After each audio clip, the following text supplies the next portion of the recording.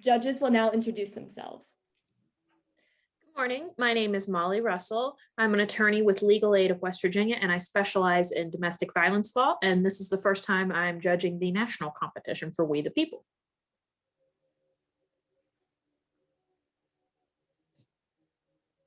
Mike, you're Sorry muted. about that. I was muted. Gotcha. Yeah, my turn. My name is Dr. Michael Anderson. I'm a retired professor and college administrator. I work now locally in northern Minnesota with the Native Americans on the Leech Lake Band of Ojibwe Reservation. This is my 16th national finals, actually. I'm Ed Philpott. I'm a trial lawyer. My practice is in New Hampshire. I am the immediate past president of the New Hampshire Bar Association, and this is I'm going with third because I can't remember if it's fourth national finals.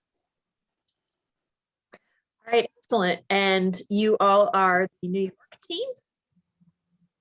Go ahead. Yeah, we're from New York. Good morning. I'm Justin Adler. Hi, I'm Jessie Grill. Hi, I'm Hannah Nissenbaum. Hi, I'm Kira Sundberg. Our teacher is Mr. Pittman, and we are Unit 4. All right, let's go ahead and get started. Unit 4. How have the values and principles embodied in the Constitution shaped American institutions and practices? Question 1. It would be inconsistent with the constitutional separation of the executive and legislative powers to let the prerogative pardon power be exercised by the latter. What were the framers' reasons for giving the president the pardon power, and do you agree or disagree with them? Bullet point 1. According to the framer, James Wilson, if the president abuses the pardon power, he can be impeached and prosecuted. Do you agree with Wilson? Why or why not? Bullet point 2. In your opinion, what constitutes high crimes and misdemeanors?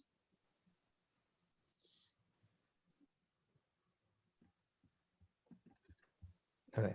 The sense of responsibility is always strongest in proportion as it is undivided. Hamilton argued in Federalist 74. And for this very reason, the founders granted the constitutional pardon power to a single man, the president, who is expected to wield it with scrupulousness and caution. The contentious practice of presidential pardoning symbolizes the values of forgiveness and clemency that have been engraved into our democracy since the beginning. Article 2, Section 2 of the Constitution states, "He shall have the power to grant reprieve pardons for offenses against the United States." The founders rightfully granted this power to the president, but also included the ability to remove the president who abuses his power through the sole threat of impeachment. In 1787, Alexander Hamilton introduced to the convention a presidential pardon power modeled after the British power granted to the king.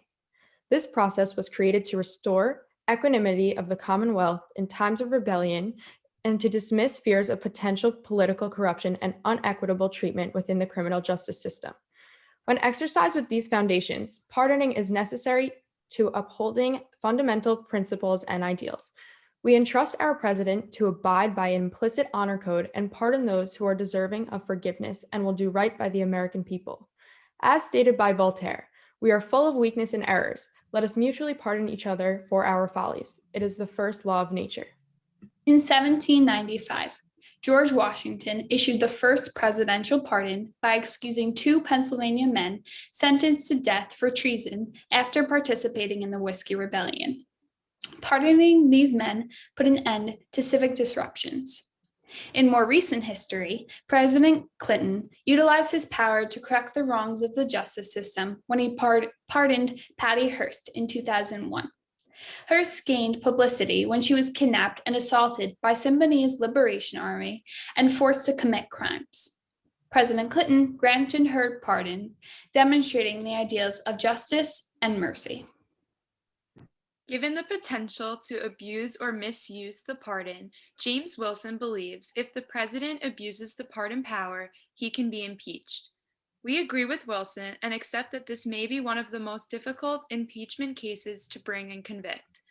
The Congress would need to take a strict interpretation of the Constitution based on the original meaning of faithful execution found in Article 2. This would, according to law scholar Andrew Kent, support clearly Article 2 to limit presidents to exercise their power honestly, impartially, diligently, and in good faith for public interest and not for reasons of self-dealing, self-protecting, or other bad faith or personal reasons. In this modern zeitgeist, it seems as this burden may be almost impossible to meet, reserving impeachment for the most heinous and blatant abuses. Recently, the presidential pardon has led to much controversy and debate. Whether or not former President Donald Trump abused the power by pardoning loyalists like Jesse Benton and Roger Stone, none of this controversy led to any real efforts of impeachment. Republican Representative Tom McClinton from Sacramento County states, "If we impeached every politician who gave a fiery speech to a crowd of partisans, this Capitol would be deserted," he said, adding that the real imperative is to hold the rioters accountable for their actions, not to impeach the president. Thank Thank you. you. We are now ready for follow-up questioning.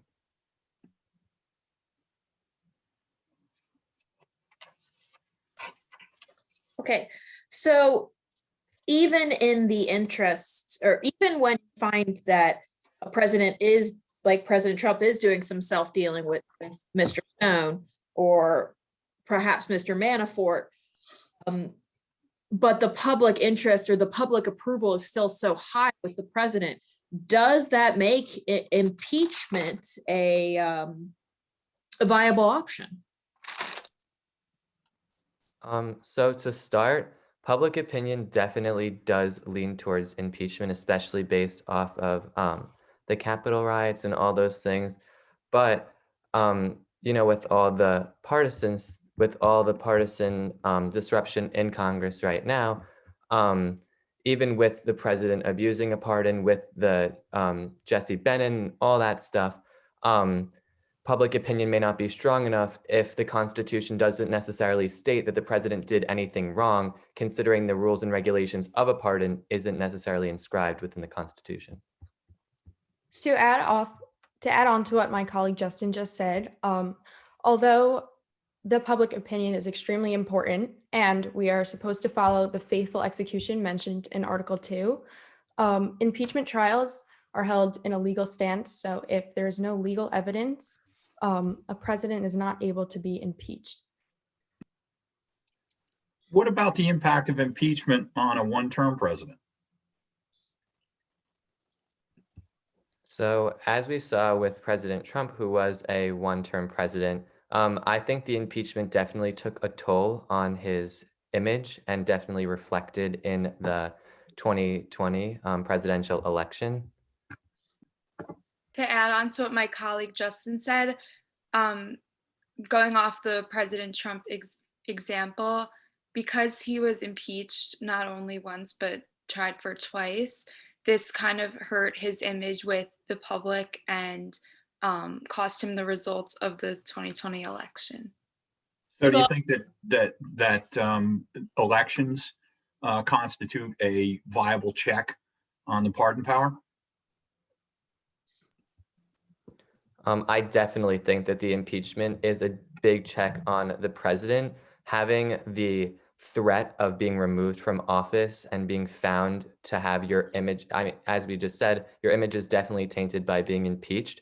It's definitely a huge check that we actually feel should be extended to other members of the government in terms of the judiciary and all the members of Congress and things like that, because it holds people accountable and kind of keeps their actions in check.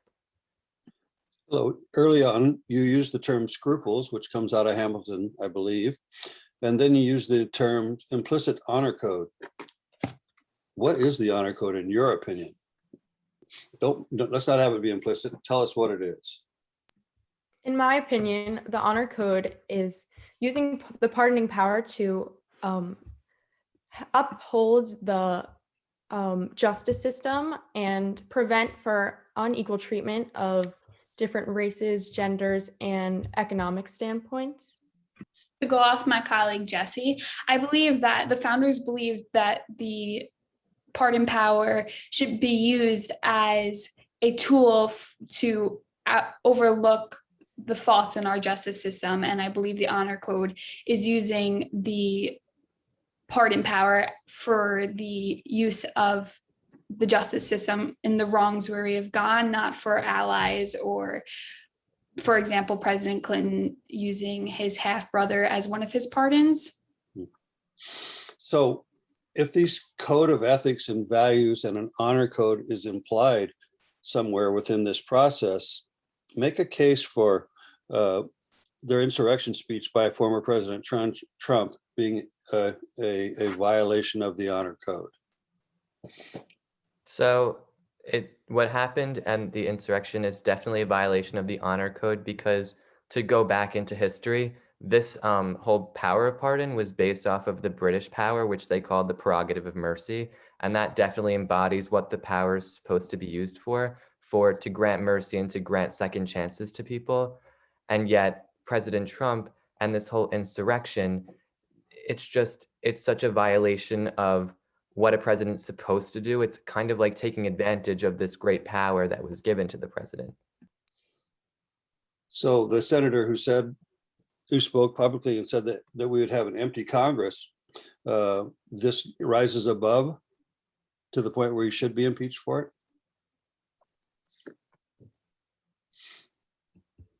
I think the president should be impeached for what happened there, because it was just such a drastic attack on our democracy. If it was a different group of people, we'd be having a very different kind of conversation in terms of the fact that the Capitol was pretty much stormed and destroyed and people died.